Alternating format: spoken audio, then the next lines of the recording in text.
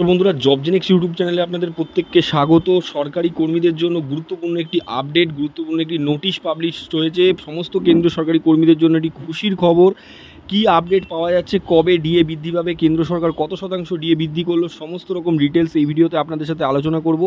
Video ডিটেলসে যাওয়ার আগে আপনাদের বলে রাখবো, যারা চ্যানেলে নতুন প্রথমবার ভিজিট করলেন, চ্যানেলটিকে সাবস্ক্রাইব করে অল বেল আইকনটি বাজিয়ে রাখুন।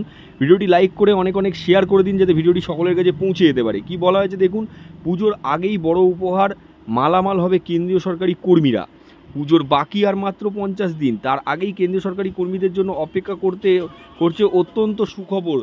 হাতে বিরাট অঙ্কের লক্ষ্মী। কি বলা হচ্ছে দেখে নিই।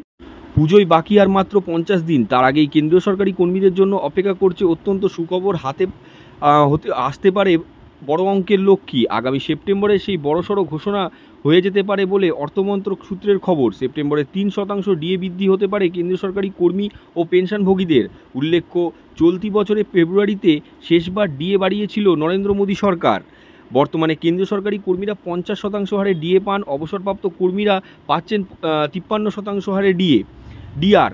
আগামী সেপ্টেম্বরে ফের পেনশন বাড়লে কেন্দ্রীয় সরকারি কর্মীদের 53% হারে ডিএ পাবে এবং পেনশনভোগীরা পাবেন 56% হারে। কেন্দ্রীয় সরকারি কর্মীরা 18 মাসের ডিএ এরিয়ার পাবেন না বলে আগেই সাফ জানিয়েছিল কেন্দ্র। এই নিয়ে সংসদে বাদল অধিবেশনে প্রশ্ন করা হয়। করোনা সংক্রান্ত সময়ে 18 মাসের ডিএ এরিয়ার সংক্রান্ত বড়সড় তথ্য মেলে। অর্থমন্ত্রকের রাষ্ট্রমন্ত্রী পঞ্জয় চৌধুরী জানিয়েছেন, কেন্দ্র সরকারের কোভিডে 18 মাসের ডিএ এরিয়ার দেওয়ার কথা ভাবছে না, কারণ সেই সময়ে অর্থনীতির অবস্থা অত্যন্ত খারাপ ছিল, ফলে সেই টাকা এখনও দেওয়া সম্ভব নয়। মন্ত্রীর মতে, কেন্দ্র সরকারের পক্ষে সিদ্ধান্ত নেওয়া হয়েছে 2020 সালে 1 জানুয়ারি থেকে 1 জানুয়ারি সময়কালে করোনা মহামারীর কারণে কেন্দ্র সরকারি কর্মী ও পেনশনভোগীদের ডিএ বা ডিআর বৃদ্ধি হয়নি। 18 মাসের ডিএ এরিয়ার মিলবে না। পাশাপাশি অষ্টম বেতন কমিশন নিয়ে এই মুহূর্তে কোনো ভাবনা চিন্তা নেই, তবে সামনেই কেন্দ্র সরকারি কর্মীদের নতুন করে ডিএ বৃদ্ধির ঘোষণা হতে পারে বলে মনে করা হচ্ছে। সেক্ষেত্রে 3% ডিএ কার্যকর হবে বলে মনে করা হচ্ছে। সাধারণত ডিএর অঙ্ক 50% হয়ে গেলেই নতুন পে কমিশন গঠন হয়।